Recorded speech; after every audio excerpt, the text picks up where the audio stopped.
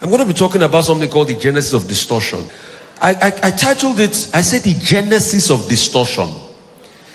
The reason why Nigeria it is today is because there's a genesis to the distortion. It didn't start today. And I'll take you back to some key dates. I'll take you back to the year 1914. The year 1914 was the year they amalgamated the Northern and the Southern Protectorate. But before then, the British had first amalgamated the Southern Protectorate. Because you see, when they came, they met us fighting ourselves. Prior to that time, we have fought the Kiridi and the Jalomi wars. So in the South, for instance, when the British came, the only thing they had to do was just to unite the warring factions. Because the Ijeshakiti Parapo were fighting deep, the Oyo people and all of that. So we were fighting and we had made a lot of slaves. Most of the people that went from the Kiridi and Jalomi wars were those that went as slaves to Latin America. Those are the people that came back as what we call the Agudaos. These are the likes of the Darochas. So that's why you see that Lagos Island is filled with a lot of Brazilian architecture. They even celebrate Fanti Festival. In fact, we eat frijon in Christmas. Frijon is not native to us. It's Portuguese food. So those were the cultures they brought back. But how did we get those cultures? Because we were fighting. So they said the kingdom of God suffered violence. And all this violence can take place before us. We were already fighting from hitherto. Then the British came, settled the fight, then they colonized. The first inroad of the British in what is called Lagos Colony today came in the middle 1800s. When two people too were fighting over the throne of Lagos, Kosoko and Akitoye. So they called in the British to come and settle fights. But you see, when you call a bigger man to come and settle fights of something that is very juicy, what do? They take it from you.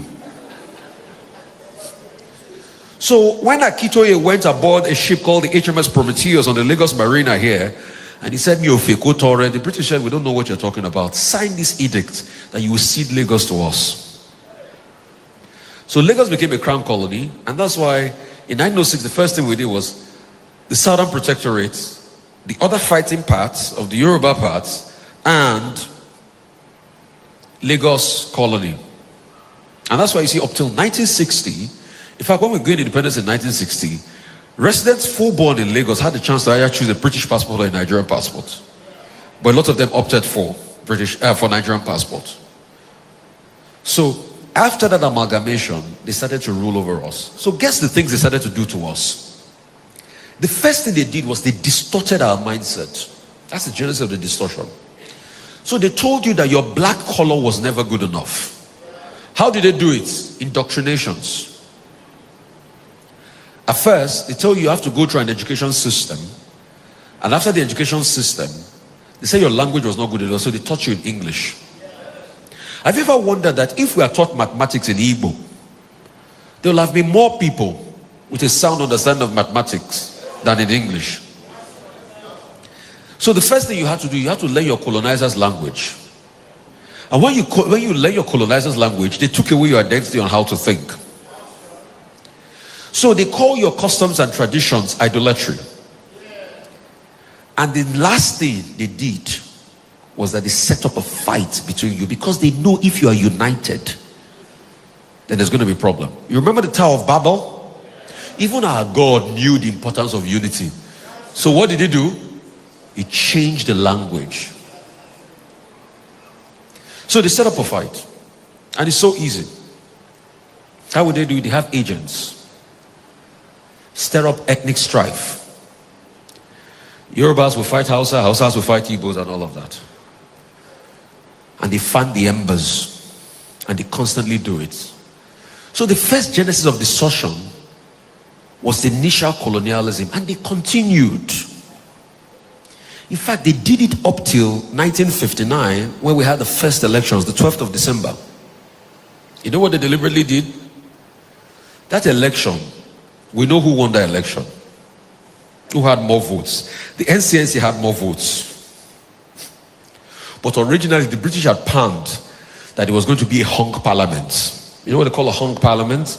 A hung parliament is when there's no clear winner in a parliamentary system. So you have to form a government of national unity. The British had known that it will be either the Yorubas and the Igbos, the Action Group or the NCSC, and the MPC. The MPC was standard. So that was how they did it, and that was what happened. But they knew that was going to bring a very big problem.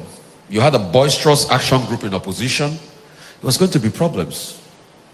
And they knew it was not going to last.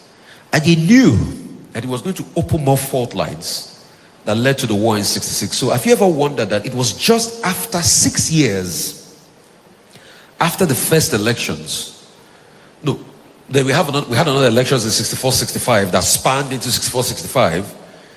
So pretty much 6 years after the first election and 2-3 years after the second election, then we had a civil war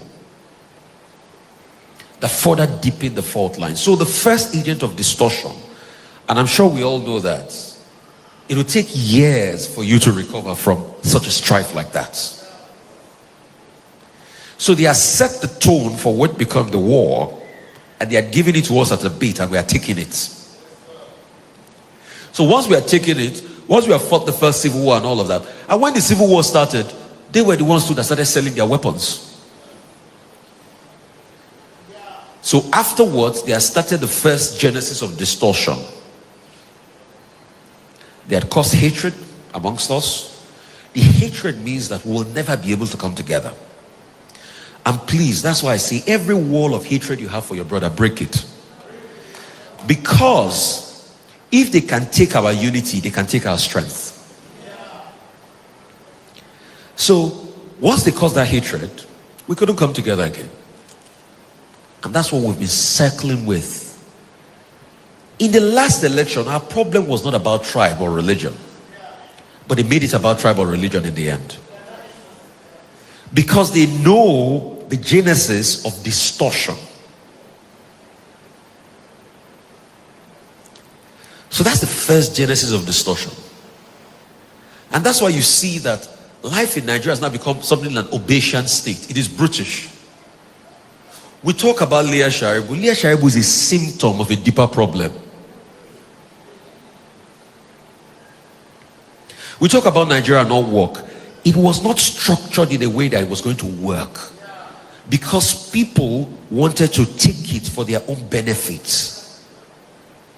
And that's why they don't like the truth. That's why they want to dominate every sphere.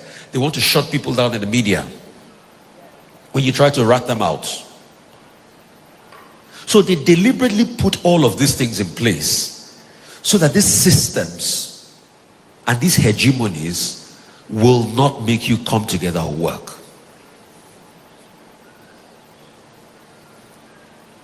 You think all of a sudden Boko Haram just starting, it's also part of a grand system. Now that we've properly destroyed parts of this country with kidnapping, insecurity and all of that, it's easy for non-state actors to roam wild. So there was a genesis to the national distortion, and they knew what they were doing. Pre-independence, post-independence. This game is so big that our politicians are just being played as a pawn in the game. But you know why it's easy to play our politicians? Because they see their greed. A nation can never grow if the leaders are greedy. A nation can never grow if the leaders are greedy. Once they see greed, they exploit the greed of the leaders. Have you ever noticed why is it that most African countries are poor? Because their leaders are greedy. And they are taking advantage of the mindset of their leaders to destroy the nations. For what reason? For natural resource. Because they know we are blessed. You know, Nigeria has the capacity to be a $10-15 trillion economy. Even more than that. America is about going to about on 20 trillion now. We have the capacity to be a superpower. But we have so much resource. So the next thing they do is they target the greed of our leaders and the selfish interest of our leaders, and they pull the buckle. So our leaders are so content with them having 5-10 billion in their bank accounts rather than the collective development of the people. I mean, look at how bad the roads are in Lagos, for a Lagos that collects a lot of taxes. So it's not even about the politicians. It's about the systems that break all of us down, that create this national distortion. Even with our security system. That's why you see, it will now have different layers. They will put ethnicity in it. They will put religion in it. But these things are deeper than ethnicity and religion. Because they need you to be confused about the dimensioning of these systems. They don't want you to think and know where it's coming from.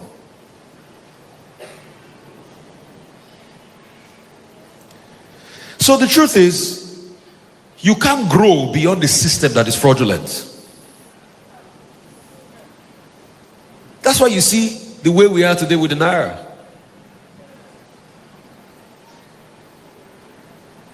All of a sudden, the Naira, that used to be 1-to-1 with the dollar. Look at where it is today. It's 1,004 something. When they were defending the Naira and we kept on telling them there are no fundamentals, they thought I was joking. They said, oh, that boy is a stupid boy. Has the Naira not started rising again? For a country that is so much blessed with milk and honey and its currency cannot be stable, you will know to a large extent that it's because the leaders are not thinking right and they've been sucked in. So maybe sometime soon we'll defend the Naira ever more and it will go back to square one again. But please do not think the Naira will go back to where it used to be before. I'm sorry. I'm in the church. I believe in hope and faith. But I'm a realist to the core. I not sabi deceive people. No. If you think it will be 1-to-1, be careful with what you think. Oh. Except we change the systems and the mindset that makes it difficult for us not to be able to produce as a country. Except we become a productive nation. Except we now start to tackle the genesis of this national distortion, we're not going to go anywhere. So, insecurity you are seeing is a symptom. Have you ever wondered why, growing up, the same army that used to be so powerful cannot get rid of bandits? So you think all of a sudden it just happened? It didn't just happen. You think the system just got destroyed like that? It didn't just start. It was systematically, and they kept on seeping into our consciousness and our mindsets. And that's why you see it's getting more difficult by the day. But you see, in all of this, for those that have facts and know the Lord, their feet shall be firm on the ground. But the thing is, it's not about just having facts and knowing the Lord. So what are you doing about it in your space? Are you part of the national greed? Because the world has enough to meet human need, not human greed. So we have a leadership that wants to meet their greed and meet our need. It can never be possible. That's why you see how much trillion, 26.7 trillion budgets. It's not going to go far. You know why? There's so much greed. A lot of people want to eat. Egunje. So those are the real agents of distortion. Except we understand that these systems are systems that were built inherently not to make Nigeria work, we will be fooling ourselves.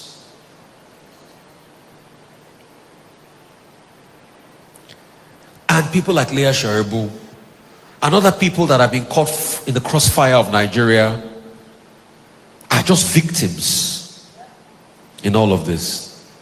They're just symptoms. The issues are deeper. In the last 10 years, have you seen real progress? It keeps decelerating. Have you ever wondered why? Because there are no fundamentals. All we have is little successes that people amplify, but it doesn't make it true. What 50 naira could buy 10 years ago, can it buy today again? We say we have gas, we are flaring gas, but we can't buy gas in our own country without having an exorbitant fee. We produce electricity, but it's not enough. Despite the fact that they don't give you power, they now come and say band A. And you're not even getting the band. The electricity agency is like bandits.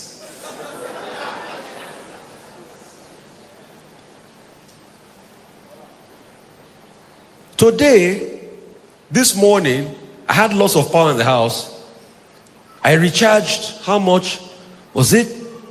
40,000 naira. And I got, I think, how many units did I get? Maybe a little over 100 units. But have you ever wondered, why is it that at some point power was a lot better then than it is today? Some people will say, oh, it's because Nigeria population grew. No. It's because the system kept on getting corrupt, and more greedy, and more greedy, and more greedy, and more greedy, to the point of distortion. And if care is not taken, it's going to be worse. I don't like to deceive people, though. Yes. If the church does not rise up and speak truth to power, if the actors do not rise up and speak truth to power, it's going to be worse. If they ever told you that we can have a country where they can kidnap somebody for close to 10 years, would you ever have believed it in Nigeria before? No. If they ever told you that you will have a country where food can be this expensive, would you ever believe it? If they ever told you that Nigeria now will be so at a point that Benin Republic, their currency is bigger than ours.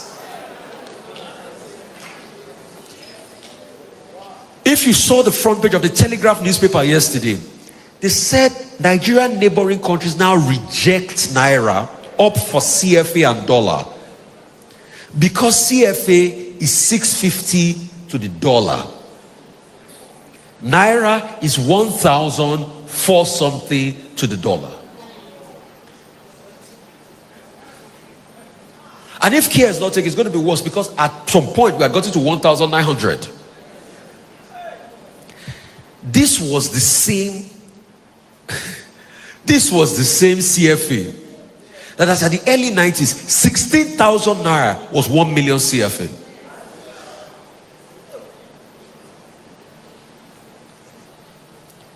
So the ingredients of national distortion, and in all of this, the political class still wants to grab power. So the ingredients of national distortion is greed. But the funny thing is, what I'm most scared about is the greed of the people. Because you see, all of these unscrupulous politicians, they have agents. Some of them will have agents in this place, isn't it? But because, and I'm going to talk to you today, because of what you want to benefit, you see the truth and you look away. You don't know you're doing yourself. Because if this country is good, it's going to be good for all of us. If this country is not good, it's not going to be good for all of us. Are you happy the way it is that as a city as big as Lagos, we don't have pipe-borne running water? When last can you open your tap and say this is government running water? And for you to still do borehole, they are going to charge you for doing borehole. But guess what? I had a friend that was telling me, I said, 1992, when he moved into his house on Molly Estate, there was pipe-borne running water that came into his house, and they said, connect to government water. So how did the situation become deplorable over the years? So these are the agents of national distortion, and that's why I say insecurity is just part of them. The same north that people used to love to drive to in the past, very lovely roads that your car will even break down. You will sleep on the road. Are places that you can't go again because of greed and national strife. But let me tell you, they will look for all sorts of things to cloud it. They will call it, oh, it's because of tribalism and everything. That's why you, the people, need to be united. Yoruba, for an Igbo man, the Yoruba brother is not your problem. For a Yoruba man, an Igbo man is not your problem. For an Hausa man, and a Bibo man is not your problem. The thieving political class are your problems. Because of their own greed, and they don't want you to thrive and move further. And because it's always been a fight between the masses and the bourgeoisies. That was what the British too did during the colonial days. They will always build systems of exploitation from you. They will levy you, they will tax you. Number one system of is taxes. Now they want to collect what tax from you? Cyber security taxes. Has your earning increased? So, and that's the mindset of a few continue to get richer, while a lot of people continue to get poorer. Real quickly, how do we break these agents of national distortion? Number one, unity. We must unite across every cultural bound, because our real problems are the perpetrators of evil, not your brother from another tribe. And that's why today I come here on behalf of Nigeria. Anybody that's been caught in any tribal debacle or war, please, I apologize, let's forgive. For this last election, please, let's forgive. We can't continue to hold the hurt so much. It will stop us from progress. These are bad people who want the division to continue so that we will not be able to reason properly for ourselves. So it's a gimmick to set us against each other. You are not my brother. You are not my problem, my brother. You are not my problem, my sister. It is those who are manipulating us that are trying to cause chaos amongst us. So please, whoever is hot, I beg, on behalf of the integrity and the hope we expect in this country, let's forgive. Another thing, we need to hold our politicians accountable. And that's why I say kudos to you, sir. Please, a big round of applause for Reverend. A big round of applause for Reverend. As a church is set up an advocacy group, most churches will not try it. Because they'll be waiting for the day one politician will come and donate drum.